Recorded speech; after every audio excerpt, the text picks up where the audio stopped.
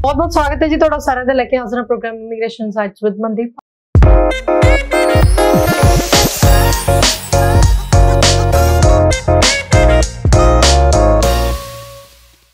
आज चेतावनी है ठीक ठाक होंगे तुसी सारे और एक बार फिर तो मेरे नाल जुड़े ने वेस्ट ओवरसीज तो मिस्टर प्रदीप जी बहुत बहुत स्वागत है जी। सत श्री अकाल। Thank you. सत श्री अकाल जी।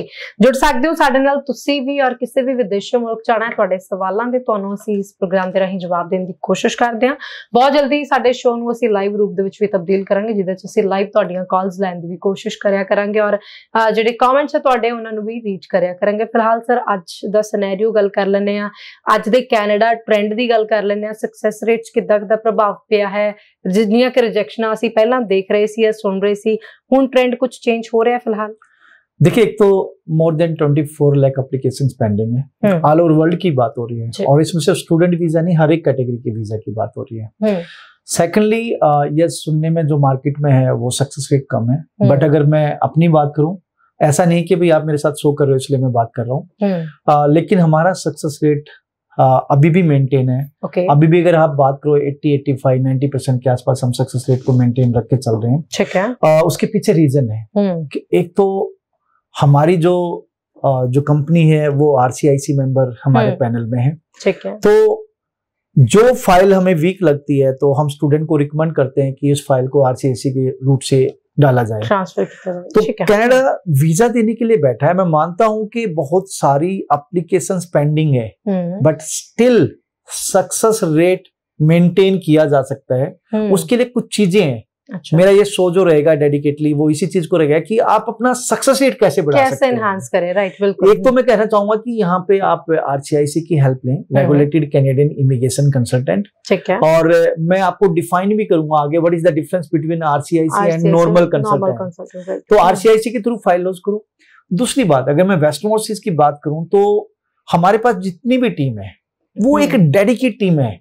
हमारे पास जो स्टाफ मेंबर हैं वो बहुत पुराने हैं, जिन्होंने 5 साल से, कोई 10 साल से, कोई 13 साल से, कोई 15 साल से कंपनी में हमारे साथ जुड़ा हुआ है। ठीक है। तो हम डीप काम करते हैं, डीप रिसर्च करते हैं। ठीक है। ये जो पूरी कनाडा की गेम है वो डीप रिसर्च पे ही है। ठीक है। अब बहुत सारे स्टूडेंट और कंसल्टेंट एक ही चीज, मान लो आप एक स्टूडेंट एक कंसल्टेंट के पास जाता है तो सिंपल सा बताएंगे जी आप बिजनेस मैनेजमेंट में चले जाओगे, आप प्रोजेक्ट मैनेजमेंट में चले जाओगे, चाहे बच्चा वो मेडिकल का है चाहे नॉन मेडिकल का है। अभी जैसे एक टीवी शो पे हमने बात करी थी तो एक क्लाइंट का फोन भी आया था कि जी उसने BSc नर्सिंग कर रखी है। हाँ। उसने youth care management something course में डाल दिया था। हाँ। ठीक है। और जहां जॉब कर रहे थे, जी उसको जहां जॉब कर रहे थे वो जॉब भी नहीं दिखाई। ये आपके ही किसी शो की बात हो रही है। जी, बिल्कुल, बिल्कुल। तो ऐसा रिजेक्शन हमेशा आता है। एक बच्चे ने BSc नर्सिंग की है, उसके बाद उसकी कंसल्टेंट वो जॉब भी कर रही है जो स्टाफ नर्स, उसकी जो वर्क एक्सपीरियंस था उसको हाइड किया गया और ऐसे कोर्स में डाला गया जिस कोर्स में बच्चे का भविष्य ही नहीं था, किसी तरीके से कोई रिलेवेंस नहीं है। PG डिप्लोमा जेरेंटोलॉजी में उसका वीजा आता क्योंकि वो नर्स में एज ए स्टाफ नर्स काम कर रही थी। तो वेस्टर्न ओवरसीज की बात करें तो वेस्टर्न ओवरसीज के पास जो डेडिकेट टीम है उनको ट्रेन किया गया है। उनको डेली ट्रेनिंग मिलती है through college, through seniors, through me, through other channels. तो हम हर जितना भी स्टाफ मेंबर है उस स्टाफ मेंबर को बड़ा अच्छे डीप तरीके से पढ़ा के चलते हैं। नेक्स्ट, यहाँ पे गेम है कि जो आपके पास सब्जेक्ट्स है उन सब्जेक्ट्स में मेजर सब्जेक्ट्स कौन से हैं और मेजर सब्जेक्ट्स में नंबर कितने हैं, उस नंबर के हिसाब से आगे कोर्स प्रोवाइड होता है या प्रीवियस वर्क एक्सपीरियंस को देखते हुए आगे बच्चे को प्रोग्रेसिव और रिलेवेंट कोर्स देना। तो यहाँ पे प्रोग्रेसिव और रिलेवेंट कोर्स देना और मेजर सब्जेक्ट को देखते हुए देना, ये बहुत मैटर कर देना। इसके बगैर अब बहुत सारे स्टूडेंट्स हैं जो देखे गए हैं रिजेक्शंस आई है क्योंकि उनको यही नहीं पता कि किस कोर्स में डालना चाहिए था, किस कोर्स में नहीं डालना चाहिए। स्टूडेंट से पूछते हैं जी मेरे को तो पता नहीं था, मेरे एजेंट ने मुझे गाइड कर दिया। तो यहाँ बच्चा फंसता है। फिर बात आती है कि भाई आपके पास फंड्स कितने अवेलेबल हैं, आपकी फैमिली में कौन कौन से मेंबर हैं, वो क्या काम कर रहे हैं। ठीक है। अब यहाँ पे बहुत सारे स्टूडेंट्स की जो फाइल में रिजेक्शन आई है देखी गई है, मम्मी हाउसवाइफ, जब पूछते क्या मम्मी रियली में हाउसवाइफ है, नहीं जी वो कुछ कर रही है, वो जॉब कर रही है, कोई बिजनेस कर रही है। आईटीआर जाती है, यस जाती है। अरे भाई आईटीआर जाती है तो वो कहाँ से हाउसवाइफ होगी? चाहे उनको रेंटल इनकम आ रही है, चाहे उनको किसी बिजनेस से आ रही है, चाहे उनको एफडीज पे इंटरेस्ट आ रहा है, कुछ किसी तौर पे आ रहा है, या एग्रीकल्चर इनकम से आ रहा है, डेयरी फार्मिंग से आ रहा है, तो बताइए ना, बताना जरूरी। बहन भाई कॉलेज जा रहे हैं लेकिन वो शाम को ट्यूशंस पढ़ा रहे हैं, तो ट्यूशंस पढ़ा रहे हैं तो नेचुरल सी बात है कुछ अर्निंग आ रही है, वो बताया नहीं जाता। तो रिजेक्शंस के रीजन इसलिए बढ़ जाते हैं। एम्बेसी बोलती है you will not leave my country after completion of study because you are not financial sound. ठीक है, आपकी प्रोग्रेसिव एजुकेशन नहीं है, आपका रिलेवेंट कोर्स नहीं है। तो ये एक जेनरिक क्राइटेरिया है जिस पर रिजेक्शन आता है। ठीक है, तो मेरी रिक्वेस्ट है हर एक प्रोफाइल में कुछ न कुछ बेस्ट होता है। अगर वो पार्क की नजर है कंसल्टेंट की, कंसल्टेंट आपका क्वालिफाइड है, उसके डायरेक्ट टाइप्स हैं, वो आरसीआईसी मेंबर है, वो आपकी फाइल पे वर्क करता है, तो वीजा लिया जा सकता है। मैं यहाँ पे एक चीज और बोलना चाहूंगा क्योंकि ये फ्लो नहीं तो टूट जाएगा। अब वेस्टर्न ओवरसीज के पास मैं जैसे बताया, देखो हर कोई कंसल्टेंट बोलता होगा जी मेरे पास बेस्ट टीम है, लेकिन मैं ओपन चैलेंज करता हूँ, आओ और चेक करो जी। आप किसी और कंसल्टेंट के पास जाइए अपनी एजुकेशन लेके एंड देखिए वो क्या ऑप्शन देते हैं, देन कम टू अस और तब देखिए मेरी टीम क्या ऑप्शंस देती है। मेरी टीम कम से कम 10 ऑप्शंस आपको देके चलेगी। नेक्स्ट बात, मैं मानता हूं कहीं ना कहीं 1% 2% स्टाफ से गलती हो भी सकती है।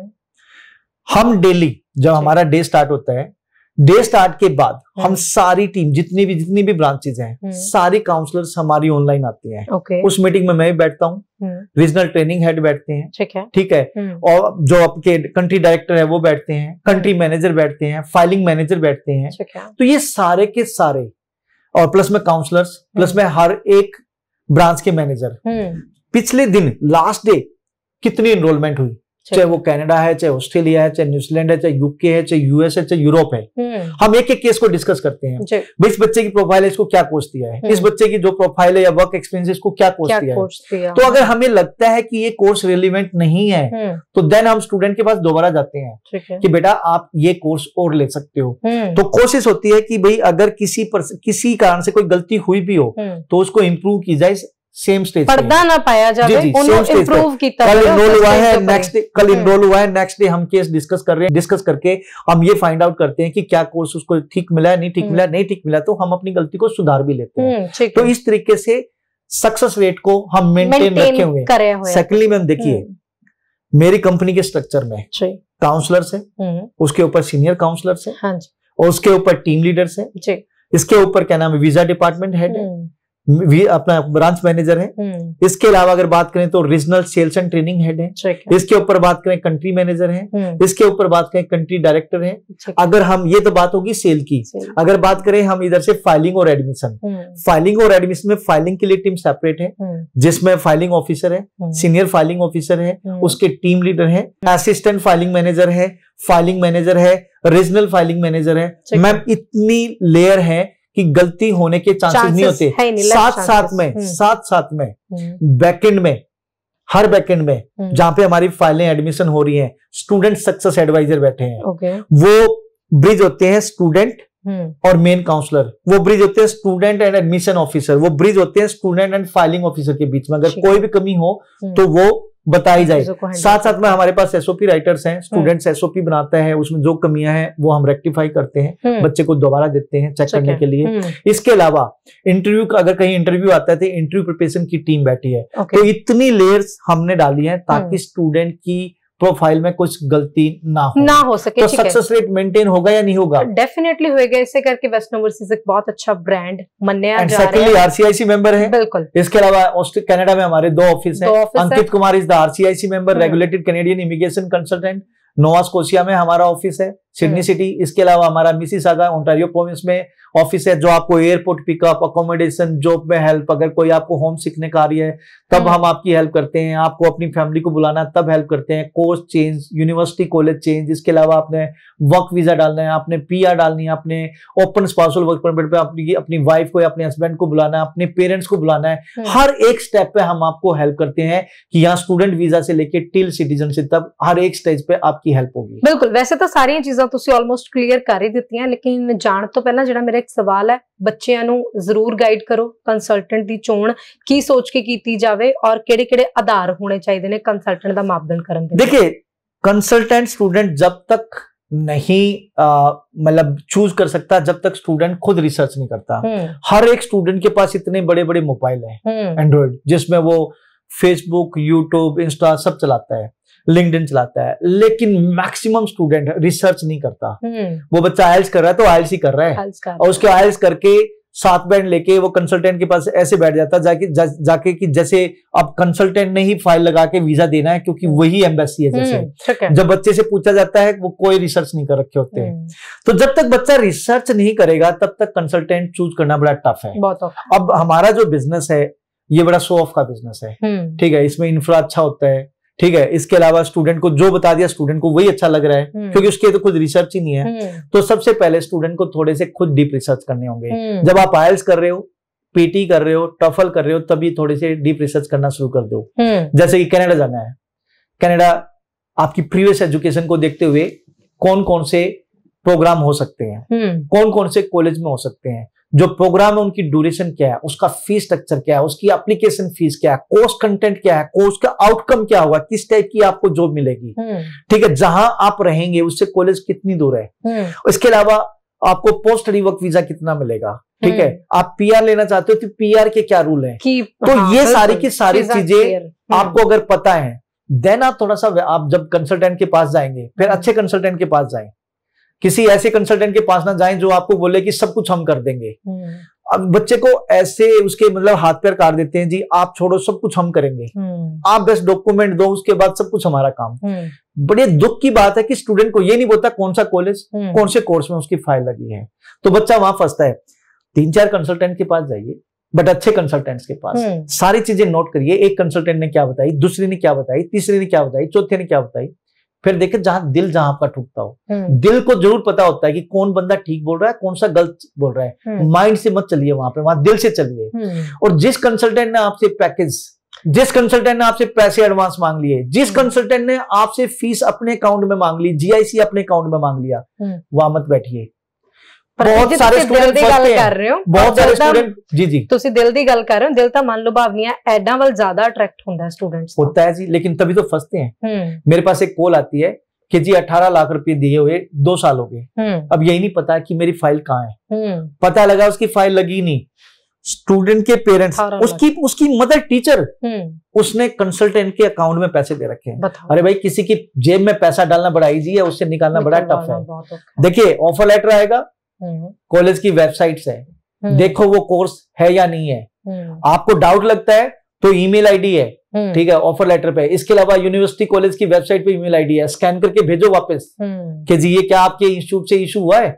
दूसरी बात, वहां पे जो आपका ऑफर लेटर है उस पे यूनिवर्सिटी और कॉलेज की अकाउंट डिटेल्स है जिसमें आपने फीस देनी है, डायरेक्ट वहां दीजिए ना, एजेंट के अकाउंट में डालने का कोई मतलब ही नहीं बनता। बिल्कुल ठीक है। इसके अलावा हो सकता है कि भाई कुछ मीडियोकर बैंक हो सकते हैं जिसमें सुप्रीम सिक्योरिटीज है, पोल मर्चेंट है, या एक्सिस बैंक है, आईसीआई बैंक है, या कोई और बैंक है जिसके थ्रू पेमेंट जाती है, जिसमें कंसल्टेंट आपकी हेल्प करता है। लेकिन कंसल्टेंट ये कहे मेरे अकाउंट में डाल दे, तो भाई वहां तो गपला है। जीआईसी है, जीआईसी आपका ऑनलाइन अकाउंट ओपन हुआ है, आपके पास अकाउंट डिटेल है, डायरेक्टली डालिए ना।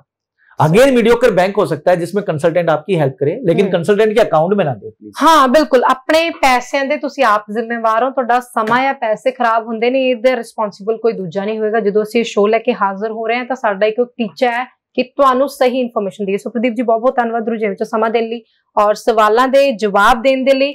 ਤੁਸੀਂ ਕਈ ਵਾਰੀ ਗਰਮਾਈ ਦੇ ਵਿੱਚ ਆ ਜਾਂਦੇ ਹੋ ਕਿਉਂਕਿ ਸੱਚ ਜਿਹੜਾ ਹੈ ਉਹ ਵਾਕਿਆ ਦੇ ਵਿੱਚ ਇਨਸਾਨ ਨੂੰ ਅੰਦਰੋਂ ਮੋਟੀਵੇਟ ਕਰ ਦਿੰਦਾ ਕਿ ਬੋਲਣਾ ਵੀ ਚਾਹੀਦਾ। ਮਨਦੀਪ, आप सच बोल के चलिए, आप जिस डायरेक्शन में चलोगे ना वैसे ही, अगर आप फेक काम करोगे तो आपको फेक मिलना शुरू हो जाएगा, आप सच बोल के चलोगे तो आपको क्लाइंट्स वैसे ही मिलने शुरू हो जाएंगे।